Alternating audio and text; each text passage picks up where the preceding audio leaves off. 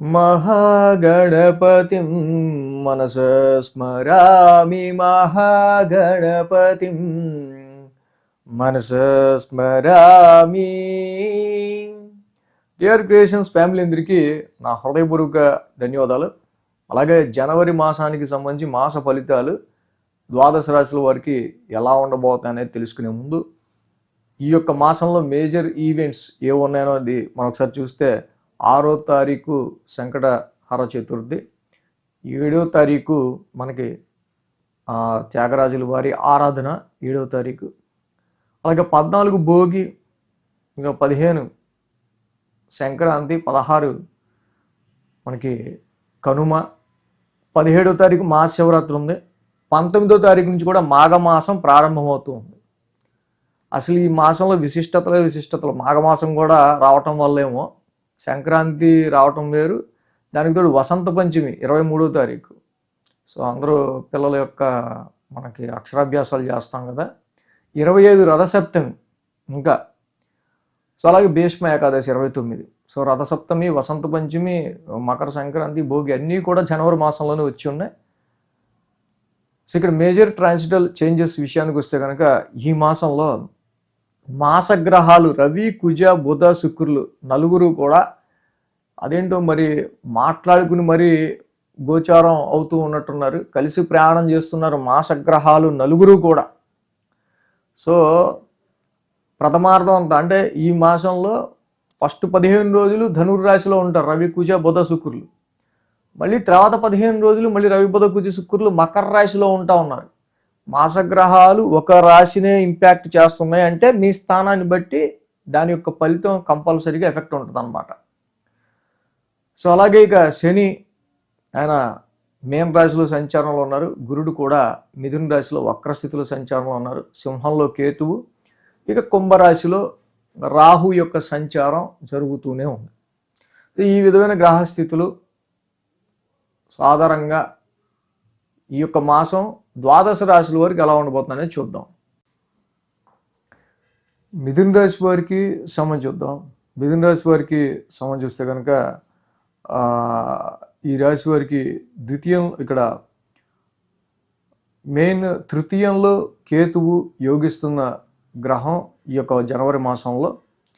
అలాగే అష్టమంలో శుక్రుడు, అష్టమంలో బుధుడు కూడా ద్వితీయార్థం అంటే వారం 15వ తారీఖు తర్వాత 3-4 వారాల్లో శుక్రుడు, బుధుడు కూడా అనుకూలిస్తున్నారు. 3 గ్రహాలు మొత్తం ఈ వారం, ఈ యొక్క మాసం.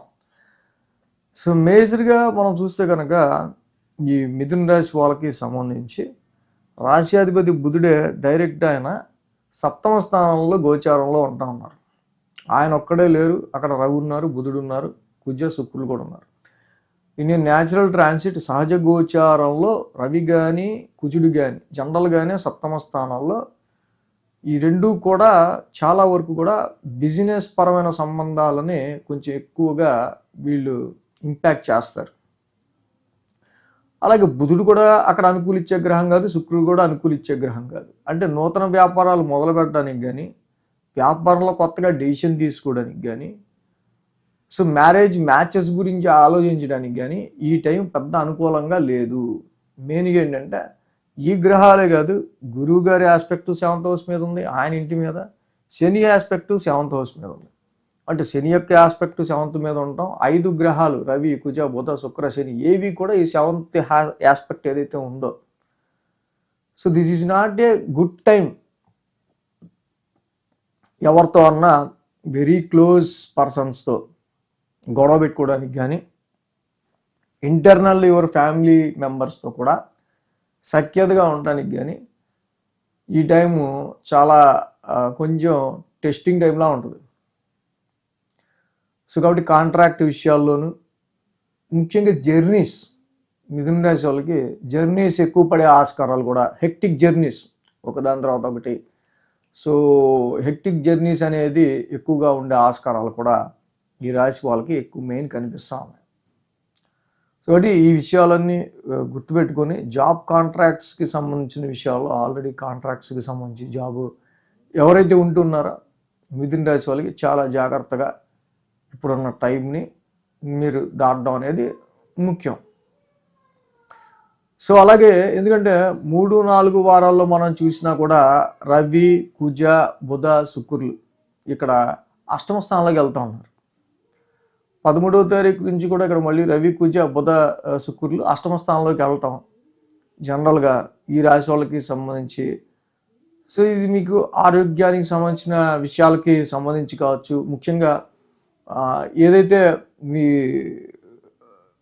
లైఫ్ పార్ట్నర్, ఇద్దరు జాబ్ చేసే వాళ్ళలో మీ లైఫ్ పార్ట్నర్ ఎవరైతే ఉంటారో వాళ్ళ జాబ్కి సంబంధించి కావచ్చు, వాళ్ళు తీసుకునే ఫైనాన్షియల్ డెసిషన్స్కి సంబంధించి కావచ్చు, కొంత అన్నెసరీ డెసిషన్స్ కొన్ని ఉండటం వల్ల ఫైనాన్షియల్గా డిస్టర్బెన్సెస్ అనేవి ఫ్యామిలీ పరంగా ఇవి 3-4 వారాల్లో మిథున రాశి వారికి ఎక్కువగా కనిపిస్తూ ఉన్నాయి. కాబట్టి ఇలాంటి విషయాల్లో మిథున రాశి వాళ్ళు కొంచెం కేర్ఫుల్గా ముందుకు వెళ్తూ ఉండడం అనేది మంచిది. సో ఇక రాశికి ఏదైతే భాగ్యస్థానంలో రాహు యొక్క సంచారం జరుగుతూ ఉందో జనరలైజ్డ్గా ఈ రాశి వాళ్ళకి సంబంధించి మనం చూస్తే కనుక ఇక్కడ మెయిన్గా ఫారెన్ ట్రావెల్స్ గురించి వెయిట్ చేసేవాళ్ళు, ఆలోచించేవాళ్ళు, వాళ్ళకి సరైన కాంట్రాక్ట్ దొరికే విషయంలో కొంచెం ఇబ్బంది ఫేస్ చేసే ఆస్కారాలు కనిపిస్తూ ఉన్నాయి. దొరికినా చాలా స్ట్రెస్ఫుల్గా వీళ్ళు ఆ జర్నీ చేయటం కానీ దానిలో జాయిన్ అవ్వటం కానీ మనకి ఎక్కువగా మిథున రాశి వాళ్ళకి కనిపిస్తూ ఉంది. సో అలాగే ఇక్కడ ఏదైతే ఫైనాన్షియల్ మ్యాటర్స్ ఉంటాయో, ఒకవేళ మీరు ఒక బోర్డు ఎక్కి స్టెప్ అయ్యి జాబ్ సంపాదించినా మళ్ళీ ఈ జాబ్ సంపాదించడానికి ఎంతైతే మీరు కష్టపడి ఎక్కడెక్కడైతే తీసుకున్నారో వాటిలన్నిటికీ కూడా మళ్ళీ మీరు తిరిగి చెల్లించాల్సి వచ్చే అవసరం అలాంటివి కనిపిస్తూ ఉన్నాయి. సో అలాగే ఇక్కడ ఈ రాశికి మేజర్గా ఏంటంటే some testing period to your professional matters. ఉద్యోగపరమైన విషయాలకే ఇప్పుడు తెలుస్తుంది ఉద్యోగం వాల్యూ ఏంటో అన్నట్టు ఉంటుంది మిథున రాశి వాళ్ళకి. సో కాబట్టి ఇది Saturn is a very very very very slow moving planet. కాబట్టి ప్రొఫెషనల్ మ్యాటర్స్లో మీ గ్రోత్ కానీ, మీ పర్ఫార్మెన్స్ కానీ, జాబ్ గురించి ట్రైల్ చేసేవాళ్ళు కానీ వాళ్ళందరికీ కూడా చాలా స్లోగానే ఇక్కడ మూమెంట్ అనేది ఉండే ఆస్కారాలు కనిపిస్తూ ఉన్నాయి ఇన్ ప్రొఫెషనల్ మ్యాటర్స్కి సంబంధించి. వ్యాపారానికి సంబంధించి తీసుకునే నిర్ణయాల్లో కొంచెం జాగ్రత్తగా పార్ట్నర్తో అయినా కస్టమర్తో అయినా ఇక్కడ తీసుకోవడం అనేది మెయిన్ ఇంపార్టెంట్గా తెలుస్తూ ఉంది ఈ రాశి వాళ్ళకి సంబంధించి. సో ఎక్కువ అన్నెసెసరీగా మనకు తెలియకుండానే మన జాబ్లో మన పక్కన వాళ్ళు ఎవరైతే ఉంటారో, సహోద్యోగులు ఎవరైతే ఉంటారో, అయితే నిన్నటి వరకు మనం బాగానే ఉన్న ఫ్రెండ్స్ ఎవరైతే ఉంటారో వాళ్ళతో ఏదో ఒక తెలియని డిస్టర్బెన్స్ అనేది క్రియేట్ అయ్యే ఆస్కారాలు ఎక్కువగా కనిపిస్తున్నాయి ఈ మాసం. సో కాబట్టి మిథున రాశి వాళ్ళకి వీటి విషయాల్లో కొంచెం కాన్సన్ట్రేట్ చేయడం అనేది అవసరం. ఇక ఇన్వెస్ట్మెంట్స్ పరమైన విషయాల్లో కూడా మనం చూసినప్పుడు ఇక్కడ మరి వ్యాపారమే కొంచెం మనకి ఇంపాక్టివ్గా ఉంది. చాలా వరకు ఈ గ్రహాలు అంత అనుకూలంగా లేవన్నప్పుడు ఇంక ఇన్వెస్ట్మెంట్ మాత్రం చేసి ఏం చేస్తాం. అంటే ఇన్వెస్ట్మెంట్స్ విషయాల్లో కూడా అంత ఇప్పుడు అంటే ఈ మాసం అంతా కూడా జస్ట్ వ్యాపారాన్ని మీరు ఉన్నదాంతోనే ఎలాగా చక్కగా మీరు కొంచెం ప్రాఫిటబుల్గా నడపాలి అనేది ఆలోచించాలి. కానీ కొత్తగా ఏదైనా చేద్దాం, ఎవరన్నా కొత్త పార్ట్నర్ని తీసుకొద్దాం, ఇంకేదో ఇంప్లిమెంట్ చేద్దాం, కొత్తగా వ్యాపారం పెడదాం అని ఇప్పుడు మాత్రం అనుకోవటం అంత కరెక్ట్ టైం కాదు.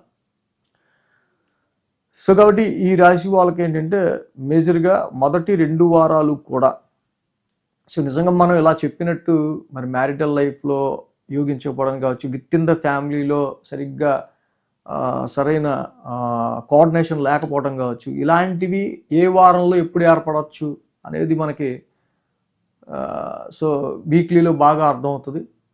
అలాగే జాబ్లో సంబంధించి ఇందాక నేను చెప్పినట్టు ఇంత స్ట్రెస్ ఉంటుందో జాబ్లో, జాబ్ వాల్యూ తెలిసేటట్టు ఆ వారంలో ఏ రోజు ఎక్కువ ఉండొచ్చు అనేది మనకి వీక్లీ ఫాలో అవుతే ఇంకా బాగా తెలుస్తుంది. ఇందాక మనం చెప్పుకున్నట్టు 3-4 వారాల్లో అన్ఎక్స్పెక్టెడ్గా ఖర్చులు వచ్చిపడే ఆస్కారాలు ఆరోగ్యపరంగా కావచ్చు, ఇలా అంటే 13వ తారీఖు తర్వాత నుంచి. సో వీటికి సంబంధించి ఎప్పుడు ఉండొచ్చు ఇవి మనం వీక్లీ ఫాలో అయితే ఇంకా బాగా తెలుస్తుంది. అంటే మొదటి 2 వారాలు మాత్రం తప్పకుండా శ్రీకృష్ణుని మధురాష్టకం చదువుకోవడం, కృష్ణుని ఆరాధించడం చాలా మంచిది. ఇక 13వ తారీఖు తర్వాత నుంచి అయితే తప్పకుండా ఈ రవికి కేజింపావు గోధుమలు, ఒక రెడ్ క్లాత్ ఆదివారం, కేజింపావు కందులు, రెడ్ క్లాత్ మంగళవారం కుజుడికి అయితే సుబ్రహ్మణ్య స్వామికి దానాలు ఇవ్వటం చాలా మంచిది. ఈ జపాకుసుమ సంకాసం ధరణీ గర్భ సంభూతం ఈ నవగ్రహశాంతి మంత్రాలు 13వ తారీఖు తర్వాత నుంచి 3-4 వారాల్లో ఎక్కువ చదువుకోవడం మంచిది. సో ఏ వారంలో ఎలా ఉండబోతుంది, ఏది బాగా చేసుకుంటే మంచిది ఆ వారం అనేది వీక్లీ చూస్తే ఇంకా బాగా తెలుస్తుంది. So thanks for watching TR creations. ధన్యవాదాలు. ఈ వీడియో కనుక మీకు నచ్చినట్లయితే లైక్ చేయండి, షేర్ చేయండి. మరిన్ని అప్డేట్స్ కోసం సబ్స్క్రైబ్ చేయడం మాత్రం మర్చిపోకండి.